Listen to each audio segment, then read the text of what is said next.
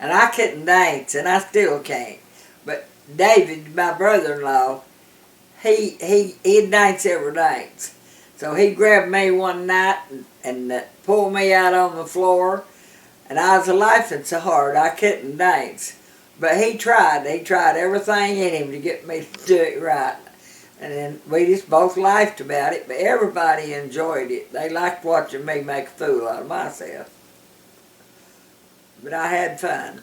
Hey, one of the activities that we would do after a potluck supper was have country dancing or square dancing.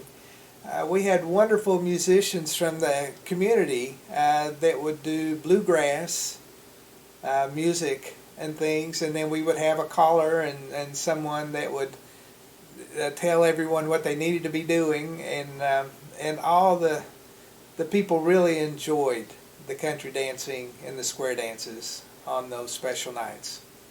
One of the outcomes of those potluck and dances was that Chrissy went to Berea College and became a Berea College country dancer, and they had a chance to go to Europe. My best story of my whole life is that she went with the dancers to Europe, and I went with my master's program to Europe, and we met one day. We both were, I had not checked our schedules to see if they would overlap, but they did. On one day in Copenhagen, we had ridden the train overnight, sleeping on the train from Sweden, and they had been on tour in Denmark, I think, and so I was ready to get my bag and put it in the storage area of the bus, and I got on the bus, and I thought, oh darn, I left my carry-on in the storage area. I'm gonna go get it. So I got off the bus, got my purple carry-on, had my foot on the step of the bus when I heard, "Mom, Mom!" And it was Chrissy. And we met right there with both of our groups. And I told my folks, ladies, this is my Chrissy. And she told her friends, this is my mom. And they said, now that's a host mom, right? You stayed with her overnight? No, this is my real mom. That was a miracle. Well, that was mostly for the older people, but they enjoyed it. The square dances, I never did participate, but I really enjoyed sitting and watching them. Usually after the potluck suppers, we had the square dance. Everybody participated if you wasn't playing an instrument. Most of the music was guitar, banjo, fiddle, alto harp, and harmonica.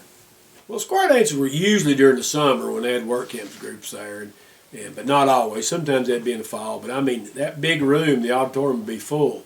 And some people knew how to do the Virginia reel and the old-fashioned square dance, and some didn't. But they'd teach them. Most time it was for adults and older teenagers. You know, when I was little in the late 60s, we never got to participate in that because you're going to mess it up. You didn't have the concentration or the footwork and the skill to do it. And then sometimes they'd do where they'd, like I said, they'd break up into partners, like husband and wife or somebody else.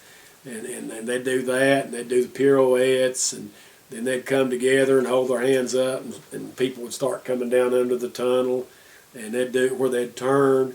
So those are fun, and sometimes it was live music, if they had enough people to play it, and sometimes they'd get a band to come and play those songs for the Virginia reel and the square dance, and I forget, Turkey Trot or something, older Appalachian dances, and then occasionally they would do some stuff for younger kids that was easier to do on the dances. But you just kind of, the crowd ringed around that big room, and you watch them on that old hardwood floor, and like I say, it was the neatest when the music wasn't played on a old-fashioned recorder.